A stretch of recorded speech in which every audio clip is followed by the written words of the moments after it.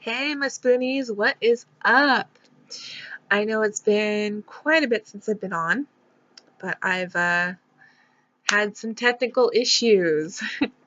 My laptop was dying. My precious, my purple pretty laptop was dying. The mic was gone, um, and it no longer wanted to connect to the internet. That was fun. Phone I had, no storage. That live video I did for the Get Ready With Me, that was done through my Kindle, and it was just too much of a hassle to try and download and upload to YouTube. So I have a new setup now. I have a new phone. I might be able to do the shop with me now since I clear out my storage because it's full right now. Um, I've been taking a lot of photos with it and recording some fun stuff with it. And yeah.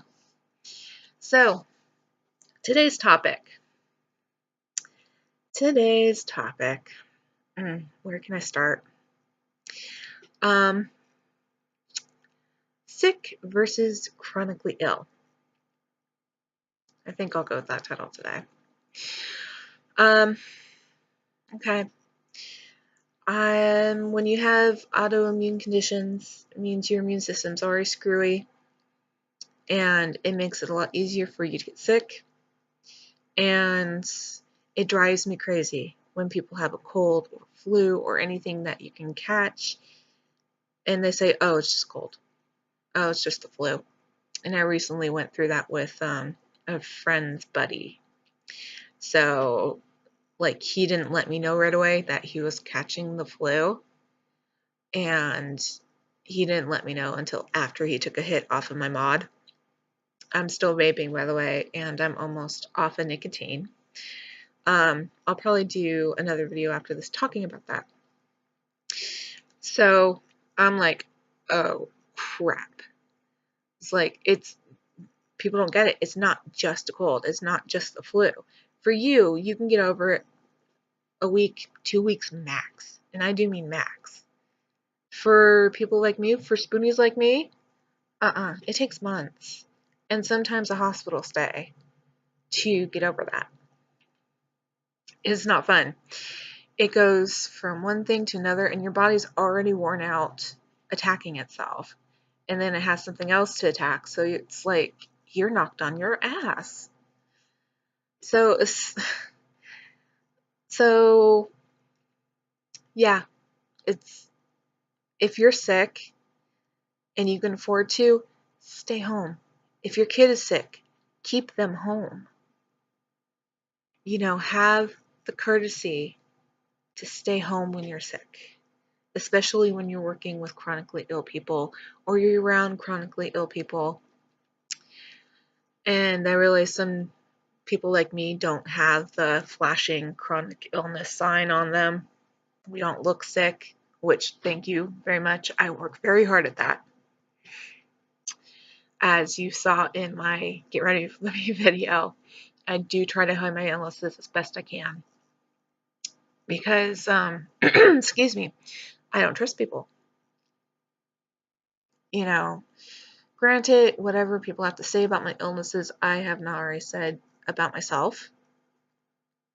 I have my good days with it where I'm just okay, and my bad days with it where I just want to hide and crawl under my pillows and just not deal.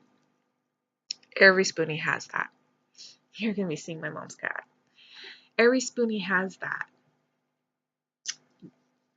So, anyways, I get sick now probably about once a year, and it's always usually bad. It usually goes from being a cold to bronchitis to 6 months later, I'm finally just now starting to recover. I got sick probably about the end of December.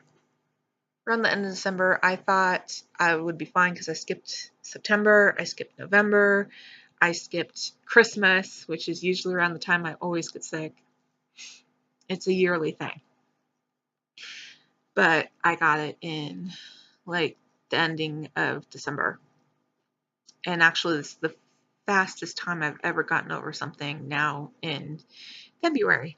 So I'm completely over that cold I had. Hey, Fuzz.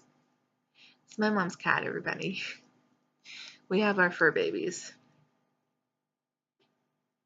And she's up here for love. So pardon me.